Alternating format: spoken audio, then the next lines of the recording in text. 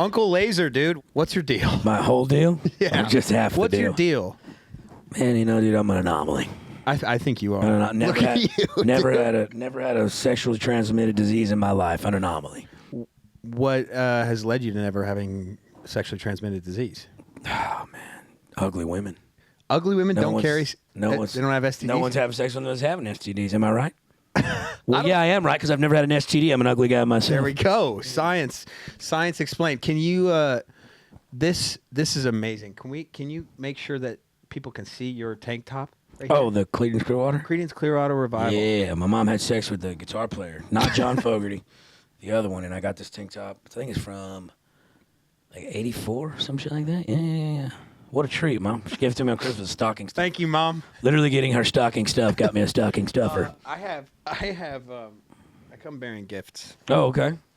Oh, I thought that was a gift. Do you want to wear them? No, I don't. Okay, because I just feel like this is fitting, like this. I feel like you would be a this type of sunglass wearer. That's the ones I wore in baseball. Yeah. Oh, you wore these in baseball? Yeah. Oakley's, yeah. Okay, also, you know how... But I don't know how you go. I come bearing gifts, pull up some badass sunglasses, and those aren't the gifts. Yeah, sorry. No, okay. You know how cars run on gasoline, your body needs fuel. I feel like your fuel is an ice cold Lone Star. There you go, my friend. Oh, and it is cold. You know why? I thought you were going to pull me out a backpack beer. It's going to be lukewarm. No, it's cold, bro. Just out of my fridge. Jesus Christ. That's impressive. You know how I knew it was your fuel? You are from Texas, and look at your hair. Look at you. Fun fact, this is actually it says Fort Worth, but I was told this is actually brewed and bottled in New York somewhere. That's what I was told. But then I just read the can. That would be It would be an absolute lie, but it's still the beer of Texas. All right. Did you ever see True Detective? Yes, the only season. Did anybody watch season 2? No. Okay, thank God. You should. Yeah, season 1's the best. So that when I was in Chicago, I didn't know what Lone Star was, but I saw Russ Cole. He would drink like 6 of them, and while he was in that interview, and I'm like, oh my God, that's the coolest shit ever. Yeah. Got down to Texas, and they actually sold Lone Stars. Lone Star. I'm like, give me 1 million of them. Yep, they're delicious. I got to catch up, I remember watching. You ever seen that movie, Hell or High Water? About the two brothers that are bank robbers. Fuck, that's amazing. One of the best movies, right? In there, Jeff Bridges, when he comes back to the hotel room, he's got a fucking 6-pack of Shiner. And every time I see that, I instantly want a fucking Shiner. Have you had a Shiner? So, yeah, of course. Okay. So what's your thoughts then on Shiner versus Lone Star? Because I'm Lone Star. No, 100%. Well, this is just a good everyday drinking beer. But, like, in the wintertime when it's real cold, have a dark beer like that. Like, I'm no fucking beer snob. I don't carry a fucking typewriter around. I know what Hobbs tastes like. I'm not. Oh, you're not a beer snob, No, dude? I couldn't tell by the fucking... Yeah. Shocker. Big shocker. Yeah. This guy here is not a snob. But you have to mix it up from time to time. You got to go a colder beer.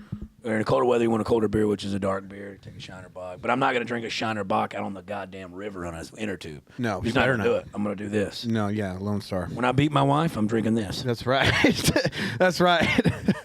So, for those who don't know, Uncle Lazer, fantastic comedian, you fell into this thing and hit the ground fucking moving, dog. Yeah. Because you only been, at least when I met you, it was 6 months you've been doing it. Now it's what, 8 months now? 7-8 months. Okay. Yeah. And you're already like building your craft and shit. But yeah, trying to. I got to be honest with you. I go to these comedy clubs. I see some of these comedians. I'm like, that's a fucking sad kind of life, Yeah. And I see you, though. You got this internet success, and you got a little bit going on where you're actually having fun. You're having a good time. Yeah. Yeah. I mean, look, dude. I didn't start it the most traditional way, from the open mics and the ground up, but I got a little bit of internet following. I've always been pretty funny, but I've worked a shit-in fucking job that I hated out in the middle of nowhere. But that kind of taught me, with having that time, taught me kind of how to roll things in. And finally, I was just like, you know what? Made all this money. I've been poor, been rich, whatever, blah, blah, blah. I was like, I just want to do something that I fucking enjoy. Fuck this job. So I was like, fuck it, let's go all in. So I'm figuring it out. It's different because, like, for the past 13 years of my life, I worked a certain amount of days, had a paycheck at the end of the week. You know what I'm saying? Money coming in, money coming out. Right. Now it's like, you make shows, you make money when you fucking book shows and you have good shows, sold out shows, or you get money off the internet. Like, it's different avenues of money coming in. It's not consistent. It's like coming from all different ways. And that's kind of hard to navigate sometimes. Yeah, you don't get the safety net. Yeah, exactly. You don't have the comfortability of having something to fall back on. So that's kind of where I was like, fuck, that's a little stressful. But at the same time, it's like, I mean, fuck, you don't really need that much money to survive. When you make it, you make it. Like, you know, I just, all man needs in life is an acre and a mule. Yeah. Do you know that? Yeah, well, I think it's like 40 acres and a mule. But okay, that's sharecropping stuff. I need you to calm down. I'm talking about an acre and a mule. So all Lazer needs is just something warm to poke on and a clean bed to sleep in. That's really all it is, my guy. See, this is a fucking when I met you, I think we were driving in my car and I was like, I was already just like asking you questions because I'm curious about your life, you know, and I made the mistake of being like, you know, you got this act that you put on and this shit, like blah blah blah, like what happens, blah blah blah, you know, and then after hanging out with you, getting drunk with you, lifting weights with you, it would be fucking impossible for you to act that much. It's not even remotely an act, which is why I love you, bro. But like, look, I go on to Kill Tony, I go up on stage. That's my personality just amped up. You know what I'm saying? Like, I'm just amped. Like, Uncle Lazer is a part of Tyler. That's the first time I ever said my real name on air, so click that. But, like I've always been wild and goofy as fuck like that.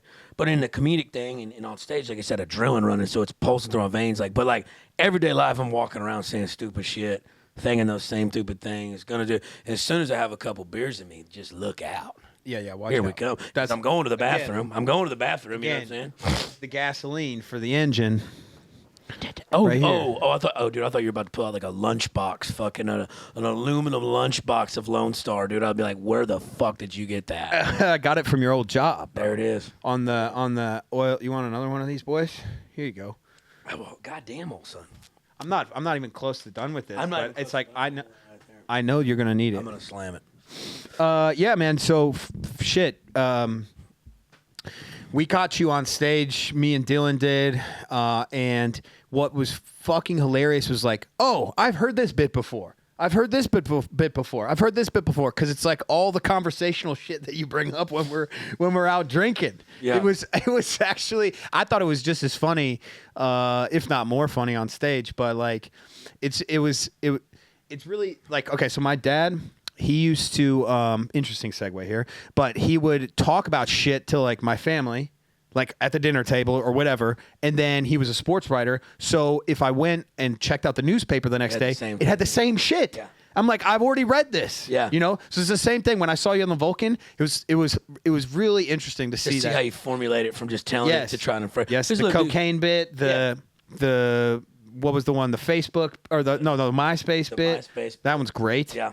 Right. It's because like, dude, like there's a difference like in the comedy scene, like not coming up the traditional way and doing the open mics and having all the time to really garner my fucking set together.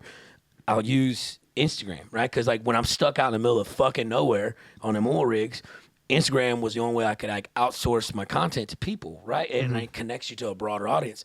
So I'll use a premise that I have in my mind as a joke, and I'll say it in a 1-minute reel and try to make it pop. And if it gets a pop or reaction, I go, okay, there's something there. There's something there. Now that's where I got to go back down and write things out. And because telling a story to you and Dylan, like at the house, you know, like I can tell it in any which way form because we're just talking, you know. But on stage, you have to formulate it with like a setup, punch, tag. When sometimes I don't always do that. I do like storytelling more.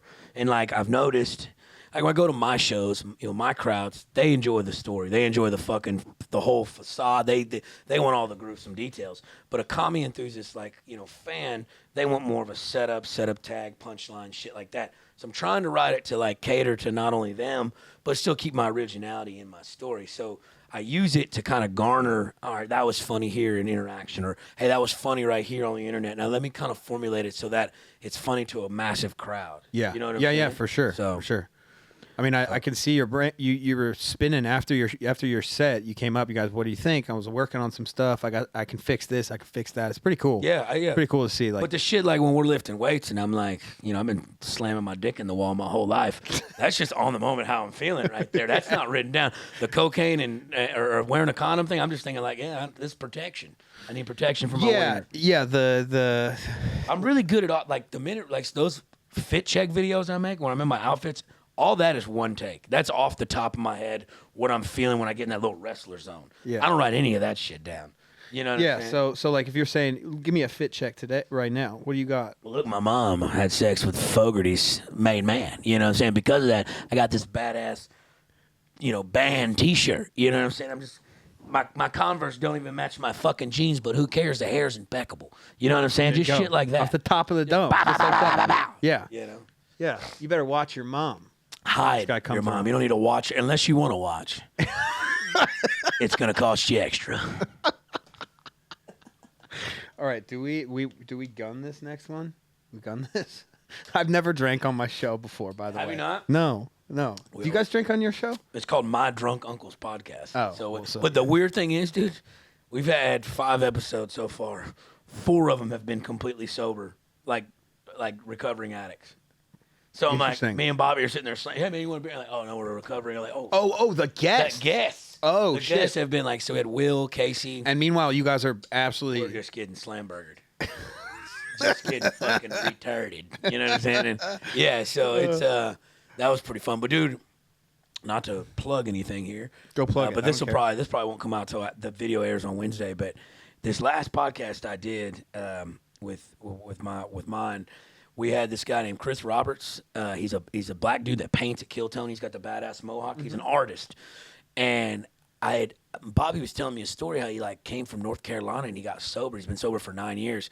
And we've had comics on, but I like when we do the more serious ones. The people that aren't comics, they're not trying to make you laugh. They're just you're just hearing the story. And me and Bobby add the little questions, a little comic relief. But dude, his story about how he got to Austin, he had a gun held to the back of his head one night, doing drugs and shit, and it was a sign from God he needed to get the fuck out of where he was. And then he talks about it as his admission to recovery, and still to this day going to meetings to help other people. I've heard podcasts, I've been on podcasts, but that it was something moving in what he was saying. I got chill bumps the whole goddamn episode. And I'm just so bro, that exact same thing happened to me. I don't know if you know who Matt Fraser is. He's the GOAT of CrossFit. Okay. CrossFit's the butt of everyone's joke, but the boys are athletes. Yeah, but at the end of the day, a lot of people in the competitive space of CrossFit, they don't care about upholding how cool it is or not. They're just trying to win. Yeah, and they're dogs. Yeah. So Matt, I've been following his career forever because he was in Olympic weightlifting, what Dylan and I do. And I remember that morning when I went to go interview Matt, and I was one of the only people at this massive event that was able to interview Matt. Everyone wants a piece of this guy. Yeah, he's a champ. Yeah. Everybody wants to shot the title. Yeah, so I got him, and I remember saying to myself, just care. Just care about the guy across from you. Yeah, because you always have. Yeah. So just care about what he's saying. Don't just ask him a question to hear his answer. Listen. And I'm a lot of times Chris and I talk. We're in the space of let me see if I can get a clip out of this guy. Yeah. Or I can get that shit works, but it also fails. A journalist who wants to get an answer out of you will sometimes look like a fucking and idiot. They'll piss you off because it's all right, dude, what the fuck am I doing here? But when you're personable with somebody, that's when magic happens. When you're least looking is when you find the most gold. So what happened was, dude, him and I started almost tearing up, welling up while we were talking. Oh yeah. Because I actually cared, and people were holy shit, I didn't know that they can feel it. Yeah. And so when you're with Chris, with your last episode, you're whoa, there's really actually is a fucking magic here to podcast. And it's you feel it, you can't explain it. But getting chicken skin, getting chill bumps when a man's talking to you about his fucking personal trials, tribulations, and struggle. It's motherfucker, I've been there. You know what I'm saying? I've gone through that shit, and it's just relatability in life is key to everything. Even in comedy, I see a lot of people, they tell jokes and stuff. But when I get off stage, I'm the same person. The shit that I've been through, I know 80% of this country been through because they're blue collar workers. They're and so yeah, it's funny, but goddamn, that same shit has happened to me. That boy just got better hair and talks like he's got a frog in his throat. You know what I'm saying? It's just incredible. Yeah. Yeah, your background in oil and being a Texas boy is it is actually really refreshing in comedy. I love it. I think it's great. You go up there with boots, you got your jackets, you got your swag. Well, dude, people lose focus. I attribute it back to wrestling. Back when wrestling was wrestling. these characters have some kind of like facade or mystique around them that just draws you to them. You know what I'm saying? Like if I heard some just regular guy up there telling his boss to go fuck himself, you know, but then I see a bald guy in jeans and camo, like where I'm from, you know, and I was telling his boss, like, you know, Stone Cold is giving him the Stone Cold Stunner. I'm just like, that's relatable because everybody's want to tell their boss to go fuck off. But then I see it from someone that looks like me, from an area that talks like me, and I'm just like, motherfucker, you know. So I think like in comedy. So Stone Cold was your guy. It was my guy. Yeah, that was my. I mean, shit, I worship him. I worship. What? Yeah, what? Tequila bear. Like I've even told Hinchcliffe, I was like, yo, let me just Stone Cold Stunner me through the fucking table and kill Tony. Yeah, I don't give a shit. You know. I wanted to say this. Tony Hinchcliffe might be a demon. He is the scariest. He is so scary to me. He fucking. He reminds me of Count Chocula. Dude. Yeah, man. Well, I tell you what, he may come off somewhere, but that or what, Waluigi or something? Waluigi or whatever, a skinny one. Yeah, or whatever, you know? Waluigi. Yeah, Waluigi, not Wario, Waluigi. Yeah. But I tell you what, dude, Tony's got a fucking heart of gold. That dude. Does he really? He just stand there. That helps me. You gotta. I'm scared of him because like, no. He comes off a little intimidating. Just. You know, and when people got that kind of star power around them, they can come off a certain type of way just because, you know, they probably get stopped everywhere they go. But I'll tell you, like, dude, he's honestly one of the nicest human beings I've ever met. He's genuine, and if he's got your back, he's got your back. You know what I'm saying? Like, if he likes you, he'll go to bat for you. He's been pivotal and shit with, you know, me, like, making a decision and stuff like that. And just, like, you know, you're still going to bicker with any of your mentors, but, you know, just different views of things. But overall, I mean, the man's, he's got a heart of gold. He really does. He just looks like he fucking hangs upside down when he sleeps.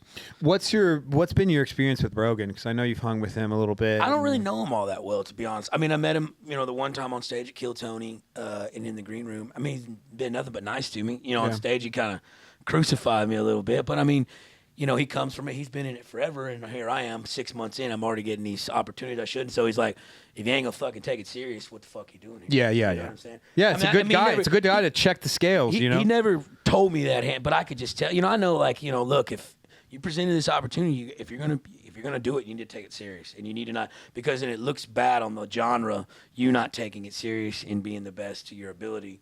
You know, laziness or whatever, and just trying to work off your persona alone. You need to go in there and do the fucking homework, put in the time, and really execute it. I think that's what they're trying to get. I think that's what all of them are kind of like looking at me like, yo. But on the other side of that, don't smother what is your magic. No, so this 100%. is the coolest thing, man. This is like, I find this balance in training. Okay, yeah. There's the be cool, calculated, understand the craft, understand everything, and then the other side of it is fucking send it, dude. Let's fucking go. You know, and when somebody is too much of one thing, they're not optimizing. And when they're too much of this, they're not optimizing. Well, and right now, I'm sure that's what they're thinking. Like, this guy doesn't know the craft as much. But, bro, do not lose your view. No. I know. You got to keep that, bro. And that's what I'm saying. That's the part, you know, coming from an unorthodox or untraditional way of doing this and rising the way I did. I think some of them that haven't come from that, they look at it as like, what the fuck, and they don't understand it. Like, I don't understand it either, but, oh, God. Are we on round 2? Jesus Christ, I'm getting this is brought to you by. Y'all got any Pepto-Bismol? Brought to you by, you know. Brought to you by Lone Star and Pepto-Bismol. And brought to you by, look at this dude's haircut. God damn it. My Aunt Roxy. Shout out Aunt in the garage. Oh, I actually filmed the whole process of her doing the mullet of me. And I'm going to put it up on my YouTube channel. I'm going to splice all the steps together and how to fucking perm a mullet. With Uncle Lazer. That's a fucking perm, dude. The back end is. That's an actual perm. The back end is. It's funny. We're looking at ourselves up here. It's like I look at ourselves in the mirror. Yeah. Look at this luscious locks. Yeah, turn around. I mean, run your hands here. Get you a feel.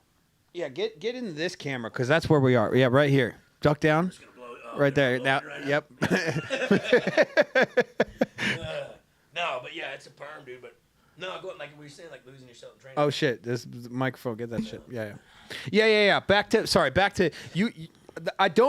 I understand. Like Rogan sees you and he's like, you know, this is a clown. Yeah, the guy's a character, right? But I get it. Like you know, you aren't something until you make it to some. You make yourself into something. You know what I'm saying? So like, people could see it one way now, but you got to realize like I watched my shit from when I first did it like 2 months ago, like first got into it, I watched my first 10-minute set, and I looked at the one I did the other night, Saturday, and I can see the growth. You know, and I'm my biggest critic. Like, I'm not just not relying. Like, I look back now and I cringe. I'm like, God damn, that was embarrassing. Why am I saying that, doing this?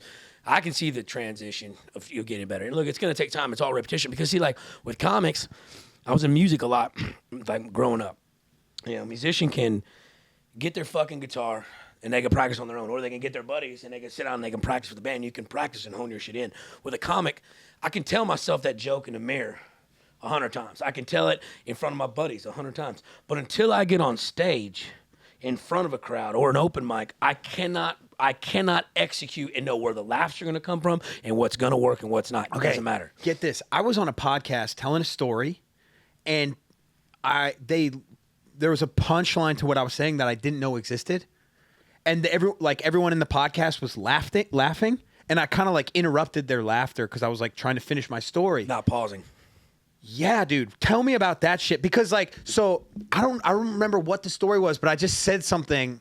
You know, I think it was like how I started YouTube or whatever. One guy, I got a comment on Reddit, and the guy was like, you know, the first video that I put out, I was like, hey guys, here's my first video. Blah, blah, blah. Like, please, like, what do you think? And the guy's like, first off, kill yourself. Yeah, yeah, basically. But he was like, first off, you're not that good looking. Second off, you know, you're not that strong. Third off, we don't know what the fuck you're doing. Like, what are you good at? What can you tell me? Why would I want to watch you? And I said, and the first thing I said back to him was like, first off, fuck you. Yeah, send a natty. And yeah. Second off, you might be right. But when I said, first off, fuck you, when I said that, everyone in the podcast erupted with laughter. But I didn't know that was a funny thing that I had, you know what I mean? And I feel like that's something that, do you ever come up with on something like that? Like when you're doing something on stage and something is funny that you didn't even think was funny? So, yeah, and it like I said, back to the rehearsing thing, like, I know, okay, here's my punchline. This is going to be the funny part. When I've had instances where, and it varies from crowd to crowd, it really does. That is one different thing, like having to play into a crowd and to perform from a crowd. It can change. Literally, it can be the same venue, just a different night, or 2 hours later, a different crowd, and it's a whole different vibe. It really is a vibe instrument. But I've said things in a joke that it's just a setup. It's not especially funny, and I pause just right, and they erupt. And then, like, This is what I love this shit. I love this shit. Okay, what do you know off the top of your head? Can you think of any time where you're like, wait, why is that's supposed to be the funny part? Like any bits? Because I feel like I know your bits pretty well at this point. In the Buc-ee's part, like whenever I would say the bathroom part. You know what I'm saying? I talk about it's like shitting in a small studio apartment. I'm just describing something. See that shit? I'm laughing right now. And I didn't think when I wrote the joke, I didn't think that was funny. I just literally was like, "Yo, it's closed off." Dude, you know why? Because in Texas, for people who are listening, Buc-ee's is fucking ridiculous. Bro. Hey, that beaver got it right. Got it right. Buc-ee's is fucking ridiculous, and everything's amazing in there. Like I can't explain it. It's everything you'd ever want from anything ever. If heaven has a gas station, it's that. It's that. It's just money. You can't. They've always got lines, but you never wait in line. You know what I'm saying? You go in there for gas, $400 later, you bought ponchos, pecans, jerky, sandwiches. I mean, you can't explain it. And then this is why your line about the bathroom being a studio apartment is funny, because everyone knows what you're talking about. Like, at least in the Texas audience. Relatability. Right? Like, I never thought, every time I talk about Buc-ee's, I'm thinking about how they got their own line of candies, pecans, they got the fucking deli, they got all that shit. But I also never talk about how amazing their bathrooms are. They have separate stalls. Separate stalls that's fully blocked off. And the so the urinals, not even a stall, but the urinals have like a brick wall between them, so you literally don't have to look at the other dude's pecker while you're pissing. Which, by the way, you have to look at the other dude's pecker. If there's no barrier, I'm going to take a gander. What am I up against? What am I up against? You know what I'm saying? But yeah, dude, like going back to it, like that. Hey, did you crack your? You know what, dude? I've got a stomach ache. I wasn't lying about that, but I'll crack another one, dude. Can you? Okay, look. This is the problem, Lazer, with your look. Oh. You are required by the government to drink beers. No, I know. Dude, this is the thing. This is the only thing about this look that is somewhat of a downfall. Because now when I go out places, I start to get recognized a little bit, which is tight. I love that shit. I'll never not take a picture with someone or not be friendly or kind. But, dude, when I'm in bar mode and your boy's drinking, I'm ready to take over the town. You know, I'm fucking all gas, no brakes. But, like, I'm in fucking HEB, which is another grand old place in the Gold Lone Star State.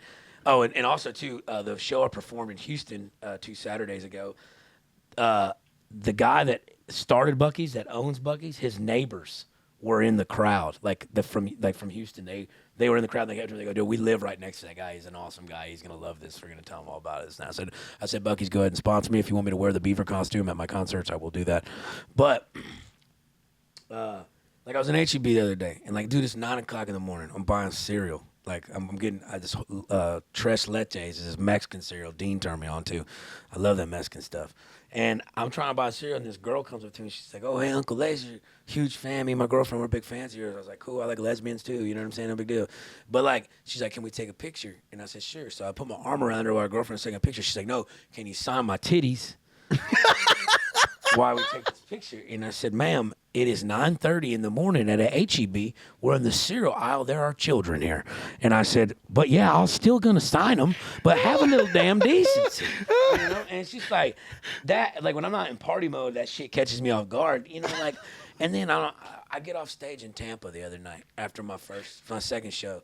And, you know, I go outside every time, and I line up, take pictures, sell merch, bullshit, just talk to people, just intermingle. And, dude, I probably had 30 people come up to me wanting to do a bump of cocaine with me. And I said, "Listen here, guys, I appreciate it, but I'm going to die if I do 30 bumps. I can't. Dude, I'm not a machine." This is what you sign up for with that dude. look. And I know I'm going to die young because of it. But I'm ready. I'm here for it. So I was at this like pool party with my roommate Chris, and there's this dude in this band. I think I told you about this guy. Literally same look as you. Exact same look. Yeah. Right? And I have some cigarettes. Which you know, guys, I'm in the fitness space, but I'm enjoying cigarettes every once in a while. I'm just to let you guys know, I don't drink very often and I don't party very often. When I do, I like to enjoy things. You know, splurge. I understand, you know, balance here. Sure. And I'm like, I go up to this guy. I'm like, "You guys had a great show. These guys were awesome, by the way. Like, there's so many bands in Austin that are just like, they're all just obsessed with Stevie Ray Vaughan. They're all just like, they have SRV tattoos and shit. And I'm like, "Hey man, you guys are awesome." He's like, "Yeah, thanks." I'm like, blah, blah, blah. And his lead singer's shit faced. And he's like walking around. He's like, "We have another gig to get to, but I don't think we're gonna be able to wrangle this guy and get to that other gig." And I'm like, "Yeah. You want a cigarette?" He's like, "Nah, man." I'm like, "Look at you, dude. You want that cigarette?" No, it wasn't you want one. It's like, you have to. He had a fucking 1980s Miller Lite shirt tucked into bell bottoms and cowboy boots with a faded mullet and a dangly earring, just like you. And he denied a cigarette. I was like, "Come on, man. I'm sorry, but you signed up for this shit." He's like, Yeah, you're right. Give me that cigarette. Yeah. You know what I mean? Yeah. I feel like at some point, you know, you could try to keep your act clean.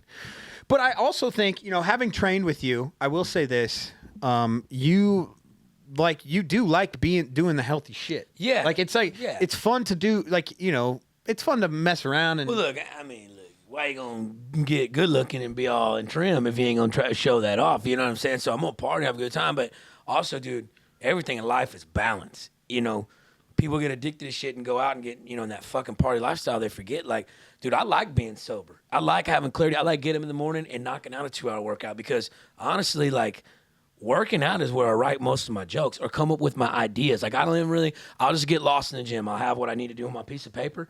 But, like, I'll even get to a point where I stop counting sets and I just am thinking of my joke. No, after my 2 minutes, I need to rep this and just go back into thinking. And, like, if I don't, like, I worked out Friday, but then I went on that mushroom retreat, and my Lord, was that special.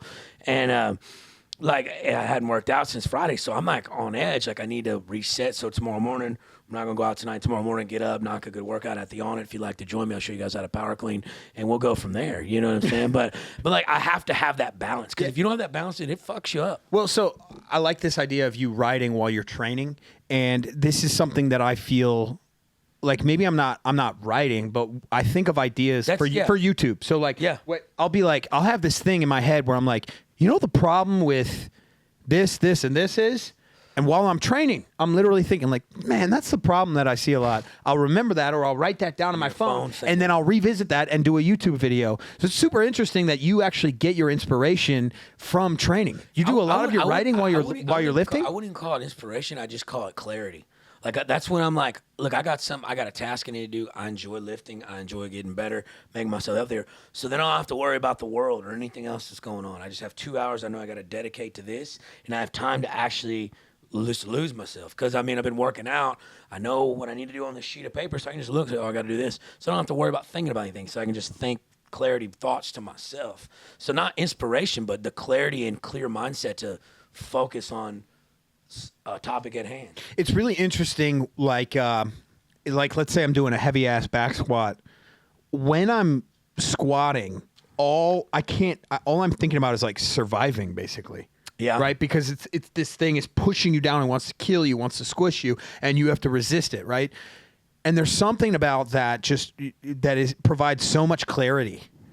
Like this is like such a small need that it's the only thing you're focusing on right at this instant. The moment you rack the bar, then your mind can kind of go and like, what's going on here? You can explore different things. That's super interesting that you say that. I never really thought about comedians. Like I'm sure Joe Rogan does a ton of his writing while he's working out or whatever. Sauna bath, ice bath, whatever, just to get your mind off of what's going on, the monotonous of like, yo, I'm here. I know I need to put this work in, so let's not think about the work I got to put in and the shit I got to get through the day. Let's just make it clarity. Let's make it promising. What's the most exciting thing that's happened to you in the past couple weeks? Oh, man, that's incredible. I mean, I won $8,000 playing Baccarat after one of my gigs. I went there, got paid $2,000 for the shows or whatever. And then I went to the casino and I read a book about how to play Baccarat, like 30 pages of this 200-page book. And I said, I got it. I don't even need to finish the book. I got it. So I went in there with all those Asian people because they play the Baccarat. And Josh Donaldson of the Yankees was there. And I got to gamble with him all night. I wound up winning like $8,000 just fucking. So I thought, it has nothing to do with my career, but I just thought that was a fucking fun moment. We just absolutely raped the casinos together, and that's what I'm about. Yeah, taking down the casinos. I like taking down the house. I burnt my mom's house down when I was 7. I'm ready to burn anyone else's house down. Yeah, sorry, Mom. 7 years old. How'd you burn your mom's house down? When I wiped my ass, I didn't think you could catch the toilet paper on fire with the shit on it, but I was wrong. That was stupid of me to think. I put it in the candle to see if it burned, and it did. It caught the curtains on fire and burned half the bathroom wall down. Mm-hmm. We got it out. You know what I'm saying? But your boy was an idiot. So shit is combustible is what we're learning. Turns out shit's flammable. Interesting. Yep. Very interesting. Yep. So you thought as a 7-year-old, let me light this shit on fire, see if it catches on fire. Fine. Dude, there's some weird shit when you're going through that age. Oh, well, trust me, I know. Me and my buddy Court, we climbed a tree and just started peeling shingles off the roof. My dad comes out. He's like, "What the fuck are y'all doing? What the fuck are you doing, dude?" He was so fucking mad, and I'm like, "They're just shingles, Daddy." And I was just like, "I don't know." Yeah. I just was like, I don't know. And thinking back, I'm like, dude, I would have beat my ass for something like that. Yeah, I know, just an idiot. Yeah, and now there's a fucking leak in the house because the shingles are protecting from the water, which whatever. We just climbed a tree and just started peeling shingles. How fucking dumb is that? That's retarded. Me and my other buddy, Rory, we were just walking down his sidewalk. We found some chalk and we just drew dicks with cum coming out of it. And then this little girl was like, "Daddy, what's this?" And then the dad tells Rory's dad, and his dad tells mine, and then I got fucking grounded. For drawing dicks. Drawing dicks with cum coming out of them. But I didn't think much about it. Big veiny bastards. Big veiny bastards. This is a weird thing. Like, when you're little like that, man, you just do the stupidest shit, and then when someone asks you why you do it, you're like, I really don't know. No, you're just so naive at that age. You just don't know. It's not that you're trying to be a menace to society. You're just dumb. You're just dumb. So yeah, no, Fuck, man. What are some other dumb shit things that you've done since let's take from the ages of 7 to now. Actually, one that really still haunts me to this day because my mom makes sure to bring it up anytime I bring a nice lady folk home to meet her. We'll all start drinking and she'll make this comment. When I was 13 years old, I stole my mom's Jeep Grand Cherokee. Right, I fucking took her keys. It's like midnight, snuck out of my house. And I drove it down to the trailer park down across the tracks called the La Colonia, which is the El Colony in Spanish. And I went to meet this nice Mexican lady. And 13? Yeah, I think she was 16 or 17 at the time. She's a little older than me. Bigger gal. She made me eat fucking nacho cheese out of her belly button. It was quite the treat. But I get in there, and I got no idea what the fuck I'm doing. So like, I'm over there just dry humping the slit between her knee and thigh. You know what I'm saying? And I just burst a load in like a minute going in. I'm like, oh, motherfucker. And so I get back in my mama's Jeep, and I drive it down the way, and I run off into the fucking ditch, and I wreck the goddamn Jeep. And they call the law. Like someone drives by, and they call, and I tell them, look, I'm 13, I'm scared, I'm crying, I'm like a fucking pussy. And my mom come to get me, and, she's pissed off, mad as sin, and she had to get her boyfriend to fucking take her over there and get us. And I get back in the vehicle with them, and they told my mama's Jeep, and she's like, well, what'd you fucking go do? And I'm just so scared. I told her everything went on.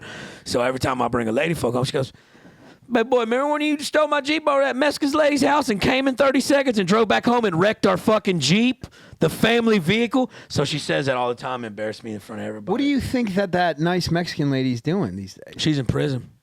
Yeah, her name was Mary. Yeah, she stabbed a guy, her ex-husband. She's in jail somewhere. Jesus Christ. Whatever. Yeah. Could have been you that was stabbed. Love of my life. Dodge that bullet. Love of your life. We don't know. Right. Do you plan on having a few ex-wives in your life? Actually, I don't even plan on getting married, to be quite frank. Yeah, but when I do plan on having one, no, I think just one will do. You know what I'm saying? One ex-wife will do. Probably just one wife. Oh, nice. That's good. I'm going to try. You know what I'm saying? Like, if I'm going to go get into something, you got to make sure to try. See, I think people settle too much. I think that's why they get divorced. Okay, so that's 13 years old. Do you got anything older than 13? Do you have like 16, 17, 18? Because I know there's some interesting shit that young Uncle Lazer got into. I get fucking... I took 375 milligrams of Adderall in a course of like 8 hours and almost had a heart attack. How old were you? I was 21 when that happened. I remember I was playing ping pong, and I realized I looked down and saw my skin was turning orange, and I was like, what the fuck is going on? And I freaked out. I took a jug of milk, and I went and sat on the apartment roof, called my mom on my cell phone, and she just talked me down like, yo, you're going to be fine, relax. What did the jug of milk have to do with anything? So when I was 16, I worked in this motor shop with these Mexican dudes, and they're all snooted to the gourds, you know what I'm saying? But they always told me if you ever felt like you were overdosing or you felt like your heart was going too fast and you start freaking out, drink milk. The coating lining coats your inside of your stomach. And I don't know the science behind this. I was just told, drink some leche, and you're good. Drink some leche. And dude, every time I've ever freaked out or thought I've done too much something or whatever, I'll just take a gallon of milk and just start drinking on it.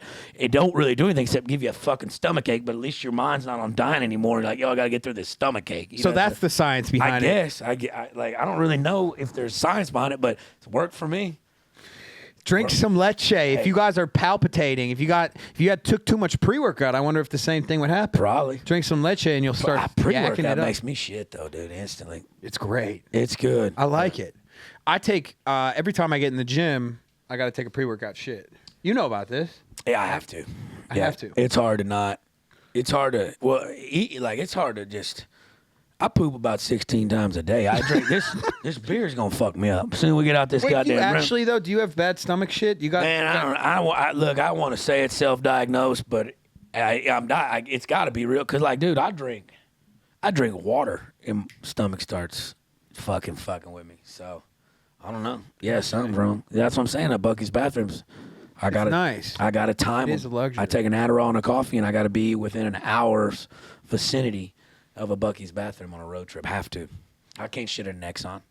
You're out of your mind. No. You're out of your fucking mind. God forbid a Shell. Oh, God. Or a BP. Or a fucking All Subs. Or a Texaco. Yeah, just there's trash. Or fucking Loves. What else we got? AutoZone. I've shit in an AutoZone before. Oh, that's probably not that bad. Good music, probably. Yeah, and it smells like rubber.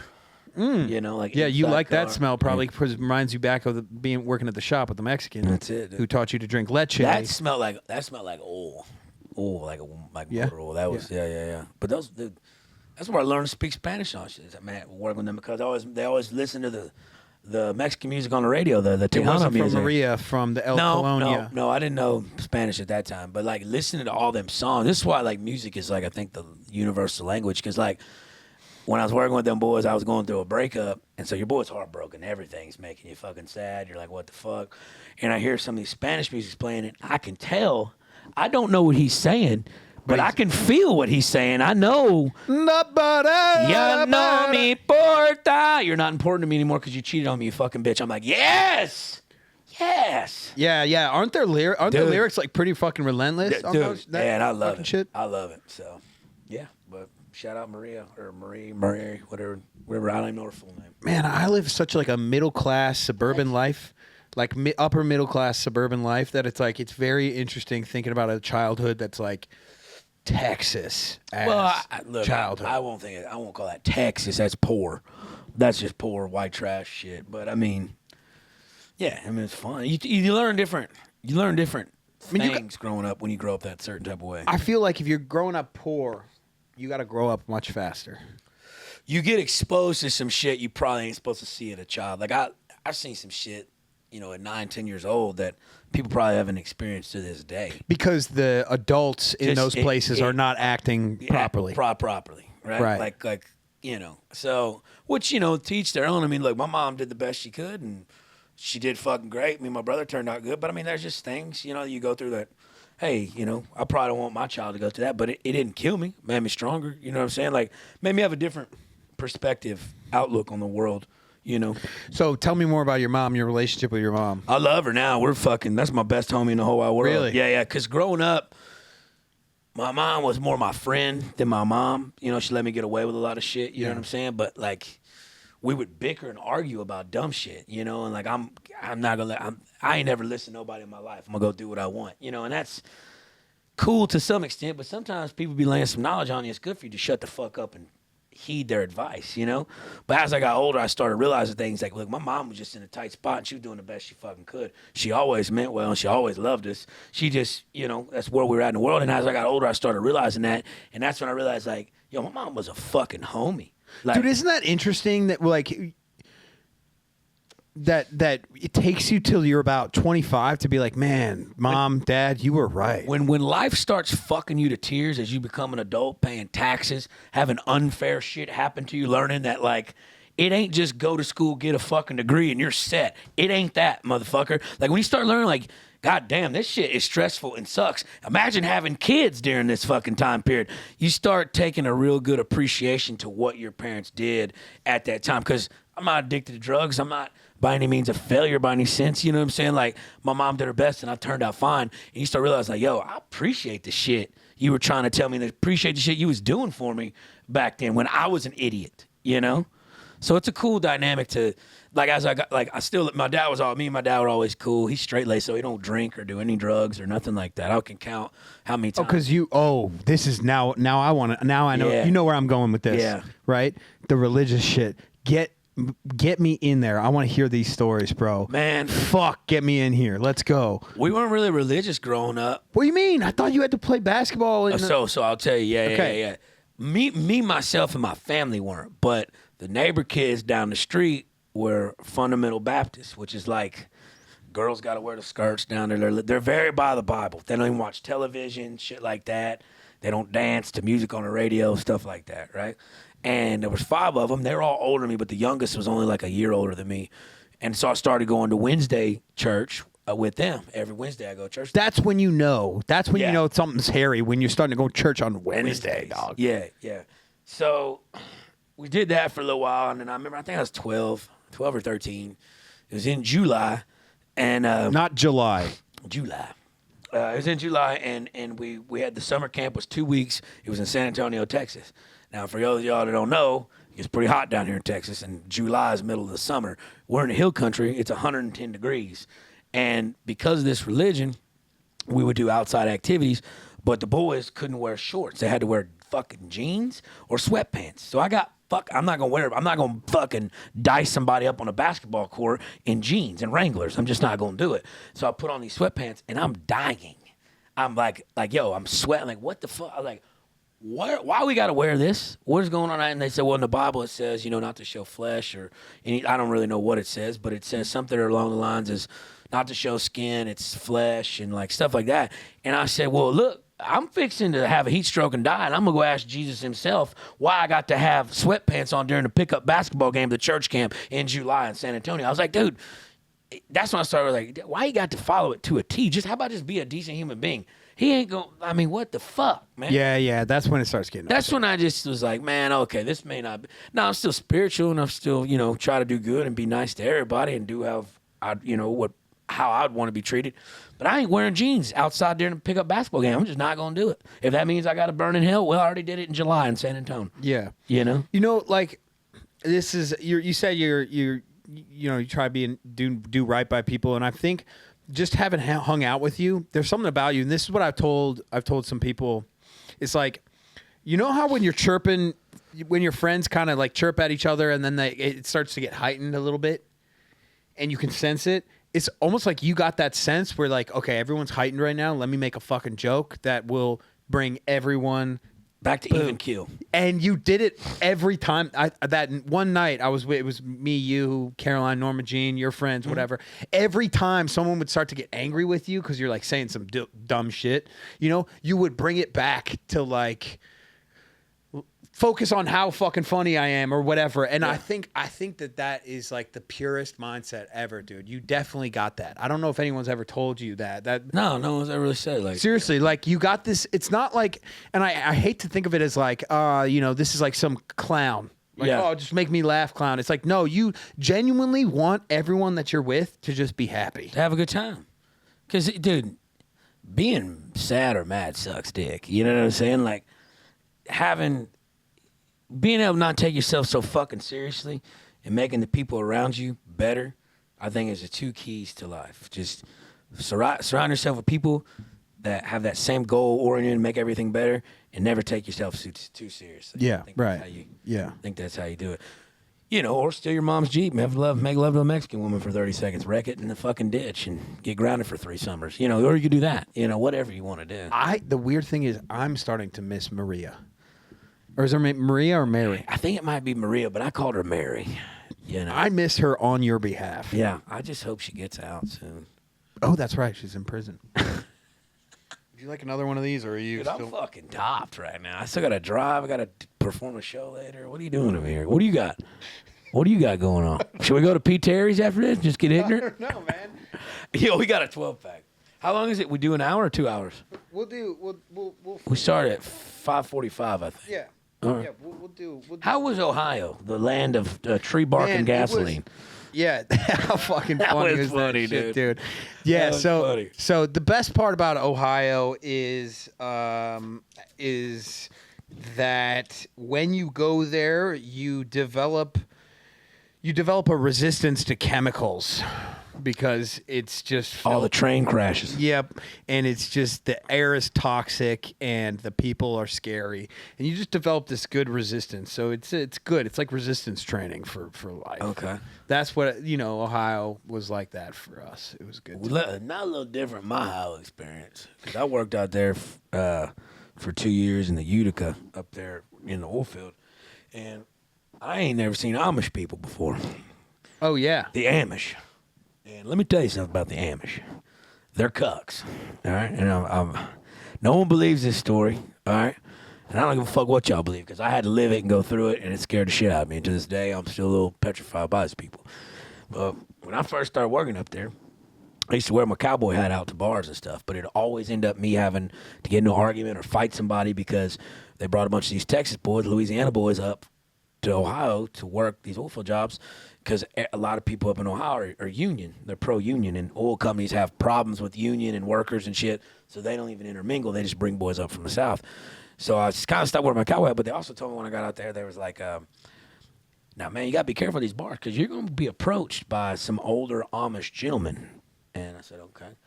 And they said, they're going to want you to come back to the community and have sex with one of the women in the in the community to broaden the gene pool, to introduce new genes. And look, that's everybody's goddamn reaction right there. But look it up. It's a real fucking thing, bud. And so, sure enough, a couple months into being there, couple fucking months into being there, your boy got approached by a couple elders and a couple fucking Hagrids, Hagrids or whatever. They come up there and, give me the scoop. So they pay me, I think it was like $750, $1,000 to come over one night. They'd have a sheet up on the table over the woman so you couldn't see her. They got to watch you to completion. They watch you while you're at this station in a table or something. Bro, and what? Yeah. And then with the sheet and everything? You can't see the woman, and what I can imagine is all going to be full bush. You know what I'm saying? So just a big old bush. You're tacking a tree, a little shrub in the fucking yard in the garden, and you get about your business.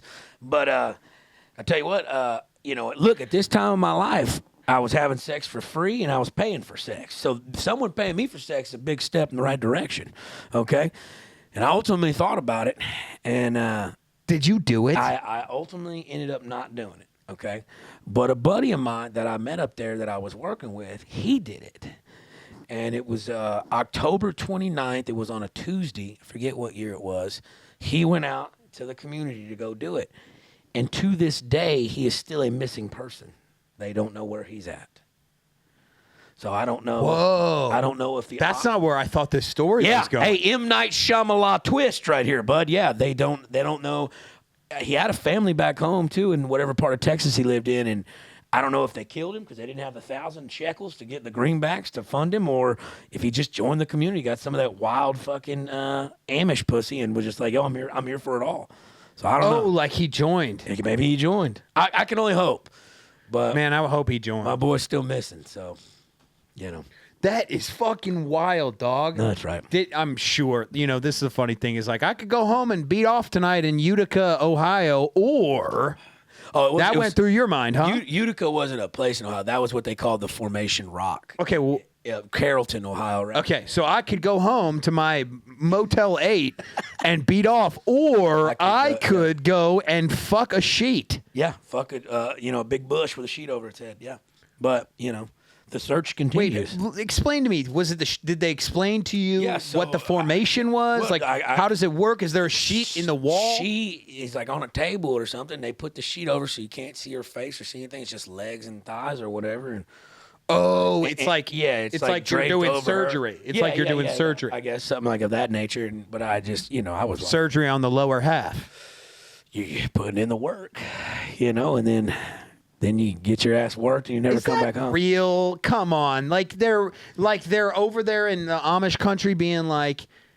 hey, we're not our gene pool's not broad enough. We're getting some special people coming out. Don't you think like I can only think if it's still a small knit community of Amish and you keep having you've seen what happens when people inbreed. You know what I'm saying? It's not like it is in the fucking Game of Thrones with the Lannisters and they're all beautiful and blonde headed. It ain't like that. No, like it's certainly not. It gets deliverance type. That reminds me of Midsommar. Did you see that shit? Did you see that movie? Okay, yeah. They bring these people, to this like cult up in Sweden, and they definitely want, because it's this cult. It's pretty wild, man. From like the ages of 0 to 12, you do the one thing, and then 12 to something, you do something else, and then, like probably 18 to whatever, you are like, you serve the community, and then this to this, you're an elder, and then this to this, you're like a super elder, and then at the end of that, when you're on the end of your like thing, like at 65, they push you off a cliff. You straight up line up, you jump off a cliff and kill yourself. Like, it's better than dying of old age. Like, everyone has their place in this community. But this community is tightly knit. They don't talk to the outside world. And they bring in these college kids. They bring them in, and they kill them. They kill all the college kids. It's like a weird culty thing or whatever. But I think before they kill one of them fucks one of the other women in there to broaden the gene pool. And that's immediately what my mind went to when you said what is this shit called? Midsommar. Midsommar. Great movie. Where is it on the Netflix, or where is it on? Yeah, it's everywhere. Yeah. Midsommar, like Midsummer fucking... Great movie, dude. It'll fuck you up. Is it based on a true story, or is it... No. It'll fuck you up, though. Like, it'll it'll wreck you for a little bit. It's one of those. Oh, I don't know, man. I've had the Amish out for me to watch me have sex, so I mean, I'm pretty in it. Yeah, I'm pretty in it. Yeah, I don't think many things can mess you up these days, huh? You'd be surprised. Be surprised. I've had a couple sexual experiences I can't say on camera that have really wrecked my shit, but you can't say them on camera, or you won't say I can't. Legal stuff. I'm kidding. I don't know what I'm talking about. Oh shit. Oh, man. And the only other weird thing with the Amish that kind of freaked me out, when I was driving to a rig up there, it was like dusk, the sun's going down. I'm on a dirt road. I could see the rig in the distance. I'm getting closer to it. Because a lot of the rigs are off, beaten paths of a road. And it's not just a, asphalt road all the way to the fucking drilling rig. You're taking dirt roads and shit, right? I remember driving out there and the sun's going down, and I see a family of like 7 standing in the middle of the fucking road at dusk. Chain-linked arms in hand, will not let me pass. Like, I'm like almost touching them with my vehicle, and they're like giving me these death stares and not moving.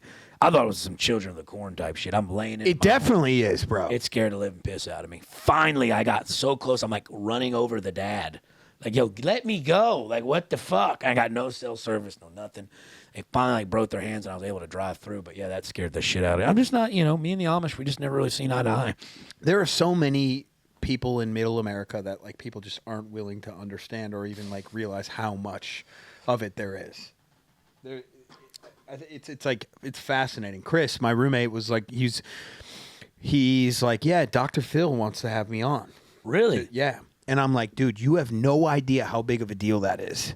And the reason why you don't know that is because you're on YouTube doing really well, and you're doing your podcast really well. But Dr. Phil represents middle America that has TVs, that is plugged into fucking cable. Yeah. You are going to reach people that you would never in a million years fucking reach because you're going on Dr. Phil. And I was like, this is crazy, bro. Yeah. This is another window that I think people don't realize. Yeah. A lot of them. A lot of people in the middle. Bible Belt stuff. Bible thumping people, And that's what I'm saying, like, with the comedy stuff, too. Like, I'm trying to reach an audience and resonate with an audience that, this is a perfect example. When I was in Phoenix, not this past Saturday, but the one before, I had a show on Wednesday, and I sold it out. And then we go down to a bar. Afterwards, a lot of the fans come down there, we're sitting there bullshitting. And I was like, I asked them, I said, hey, man, let me ask y'all something. I said, say it wasn't a Wednesday night, and say it was like a Friday or Saturday. It's some headliner that's in town you don't know. It's just a comedy show. You want to go out, get a few laughs at a comedy show. I said, what percentage of y'all would actually go to that? And most of them were like, none of us would probably just be getting fucked up in a garage or at a bar or something. And I'm like, see, that's the thing. Like, I'm appealing to a niche of people that necessarily aren't comedy enthusiasts. You know what I'm saying? They're just people that working class, people that love to laugh, but they're not going to go out and see a comedy show on a Friday or Saturday unless it's someone they know. So I'm like, because I've performed at some shows where they're not my shows, and I don't get as big as a pop. But when they're there to see me and I can storytell and elaborate, I get that genuine pop. And I'm just like, man, just doing it different doesn't always mean you're doing it wrong. You know what I'm saying? That's awesome. I didn't even really think about that at all for you. And man, comedy is one of those things. It's very gatekept. I feel like it really is. But at the same time, I feel like it's the last expression of real, true freedom of speech. Like obviously there's shit you can't say. You can't just be a dick and say a bunch of racist or anti-slur shit. You can't do that because that's just now you're just being an asshole. You know. But there is things you can get off your mind and express in a way that, like, I'm saying in a joke, but this got seriousness to it. But it's like, yo, fuck you if you don't agree with me on that. You know what I'm saying? Because like that happened in my life. That's like my experience. You know what I'm saying? Whether I say it right to you, as long as I'm not just like directly offending someone and being an absolute dickhead. Like, who are you to tell me I can't say that, or I can't say that this is what happened and this is my experience? What's wild is sometimes, though, being a dickhead is funny. Like, Hinchcliffe is a dick to people on stage, and it's fucking hilarious, he's so man. Good at it. He's one of the best roasters. Him and David Luca both. When they roast each other together, their shit's magic. But yeah, dude, I will say Hinchcliffe got the best his hour. Like, if you go see him at his show, he's got top 3 in the world right now. I'll put him up there of his hour. I think his shit is brilliant. What about Mark Normand? I think God, he's so good. I actually saw him in Gillis the other night, and I mean, yeah. But Tony's very, like, he's a genius in his own right. But the way he moves through things, and the fact that he can, like, at any, like, on the New Year's Eve show when he had there, I did 10 minutes at the very front of it, and then Tony got up there and did his thing. And I told him my mom was coming. I told him I got tickets for my mom to show up there and hang out. And he's like looking out in the crowd. And he's just fucking with this older lady. And he's like, yeah, you look like Uncle Lazer. You be Uncle Lazer's mom. And it was my mom. Oh, no. It was my mom. And he's like, what the fuck? Like, I was not playing. Like, he just picked some woman out of the crowd. And man, when we watched him on your show, he pointed out these dudes in the front row. And he's like, let me guess, some of you motherfuckers are from Pflugerville and you drove here in your F-250 Lariat. What's a King Ranch Lariat? Let me guess. Is that true? And they're all like smiling, like, yeah. They had like, vest on. Yeah, we got a chance to get away from the ladies and experience some real racist comics right now tonight. And these guys were like, he was nailing it, spot on. Yeah. The thing is, man, if you're front row at Tony Hinchcliffe, you better laugh. You better be attentive. You better have a sense of humor. If you're not, man, he's gonna kill you. Yeah. I'm frightened of that guy. Yeah, he's a savage, bro. Good, but straight up, like I say, good fucking dude. But that motherfucker's a savage when it comes. But he's been in it for it, dude. He was like 15 years, in it, and like was a fucking door guy at the Comedy Store in LA. Like he's paid his dues, cut his teeth, been in the circuit, and like now he's like one of the best comics in the world. So I mean, like he's got the best live podcast in the world. You know what I'm saying? Like his format of that podcast, it's incredible. I mean, the dude, 500,000 people watch that show every Monday. What are you working on? Like big picture shit. Like, are you working on an hour? Do you have an hour? No, I do not have an hour. No, are you working on an hour? Yeah, always. I mean, about 3 months ago, I headlined in Houston for my very first show, and I realized I only have 15 actual minutes that I feel comfortable with, and the rest I'm gonna have to bullshit. And so in Phoenix, I did 30, and I got through about 22 to 24 minutes in there, and I was just slaying. And it was all the shit I'd written down, all the material I'd worked on before. Then I jumped into a couple new jokes. I still got, some good. And then at the very end, there's about 3 minutes of staleness where else you could still, all right, he ain't really said it on stage and really worked that out. So I don't say I have 30, I have a tight 20, but like even then there's things in there I know I could go back on and improve. You know what I'm saying? But when these clubs come calling and want you to headline, you need an hour. So what I like to do is look, I'm going to bring like a couple of my homies. Let them do 15, 20, and I'll fill in the 20 to 30, see it out. But I've got, just because I don't want to get up there and give somebody 50% of something that ain't ready. You know what I'm saying? Right. I'd rather give you what I know I got, what I know is good, what I know works, and then bring a couple of my buddies along who I think are genuinely funny that will resonate with my crowd of people and have a good time so you still get a good comedy experience. But no, I do not. Long-term goal, I get an hour, but honestly, dude, my podcast shit's starting to take off a little bit, you know, and I like the podcasting aspect of it. I like being in front of a camera more so than in front of a crowd, because in front of a camera, I don't feel any pressure, and I can just be authentic and, like, do off-the-cuff shit, and, like, I kind of want to get into, like, I don't read that well, though, so reading scripts can be pretty hard. But if I have someone telling it to me, here, I got you, Yeah. But I want to do, like, short films and movies and shit like that. I want to start taking some acting classes and fucking just figure it the fuck out. I literally want to put my wiener in everything without getting an STD. I want to put my foot through every door I can and just see what sticks. Yeah, put your wiener in everything. That's great. That's a great little That's thing. I wouldn't live by that. I would not live by that. All right, man. I think we're gonna wrap it up there. On the wiener one, you're gonna kill me right on the wiener. We're gonna end it on the wiener one. Put your wiener in everything. Literally with Uncle everything. Lazer. Drywall. Uncle Lazer on TikTok. Uncle Lazer on Instagram. YouTube is where we're kicking off. Got 10,000. Finally, can start getting monetized by them. So that's cool. Uncle Lazer on YouTube. You got what, 100,000? 200. Yeah, I just hit 200. How does a man?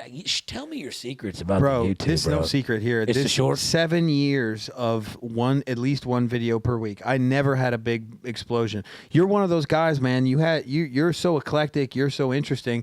You can have a big boom. I didn't have one of those. Working for it. Just working, man. It took a long, long time. And now what I want to do is like you're saying, is put my wiener in things that like will get me, will get me over this, like I want to be able to do something funny and work with guys like you. Like, dude, where I started was, this is how you do the snatch and the clean and jerk. You don't even know what those are really. No. And so here I am now interviewing a fucking comedian, an Austin comedian who's killing it. Like that's where I want to go. That's my future. That's what I'm looking for. So we're gonna wrap it up. Anything else you want to say, man? Like to the camera, like some words of truth, because like they need it right now. Hey, everyone man, look, get your cat spaded and neutered. It's pretty simple. We got too many homeless people running around. You know what I'm saying? So and just be kind, be friendly, meet every day and every person with a handshake, smile, or a hug, and life's just gonna be that much better. So look at that haircut. Man. It's spectacular, I know. Maybe it's him. Maybe it's Maybelline. Maybelline, go ahead and sponsor me, dude.